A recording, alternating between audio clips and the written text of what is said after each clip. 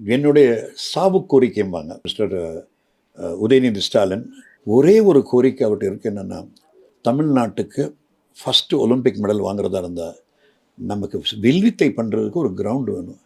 எனக்கு அந்த முதல்வர் கொடுக்குறேன்னாங்க, ஆனால் அது வரவே இல்லை. அட்லீஸ்ட் நீங்களாவது வில்வித்தைக்கு உடனடியாக ஒரு கிரவுண்டு கொடுத்து எங்கள் மாணவர்கள், தமிழ் மாணவர்கள் ப்ராக்டிஸ் பண்ணுறதுக்கு ஒரு கிரவுண்டு தயவு செஞ்சு கொடுங்க. அது கொடுக்குற வரைக்கும் எம்ஜிஆர் ஜானகி காலேஜில் அந்த ரோடு இன்றைக்கி வேலை நடந்துகிட்ருக்கு. அதை கேட்டுட்டு தான் எனக்கு இந்த மாதிரி ஷாக்கை வந்ததோ தான் எனக்கு சந்தேகமாக இருக்குது. அந்த ஒர்க்கை இம்மீடியட்டாக நிப்பாட்டி எங்கள் பசங்களை ப்ராக்டிஸ் பண்ண விடுங்க. இல்லை இந்த கிரவுண்ட் கொடுக்குற வரைக்கும் அந்த இதை நிப்பாட்டி அவங்க ப்ராக்டிஸ் பண்ண விடுங்க, காம்படிஷன்லாம் பண்ண விடுங்கிறது என்னோட ஒரே ஒரு கோரிக்கை. ஷிஹான் ஹுசைனியின் இறுதி கோரிக்கை துணை முதல்வரும் விளையாட்டுத்துறை அமைச்சருமான உதயநிதி ஸ்டாலின் காதுகளை எட்டியதாக சொல்லப்படுது. இதைத் தொடர்ந்து விளையாட்டுத்துறை அதிகாரிகள் இன்னைக்கு காலையில் எம்ஜிஆர் ஜானகி கல்லூரியை போய் பார்வையிட்டு இருக்காங்க. அங்கே வில்வித்தை வீரர்கள் பயிற்சி பெற இடத்துக்கு என்ன பிரச்சனை விசாரிச்சிருக்காங்க.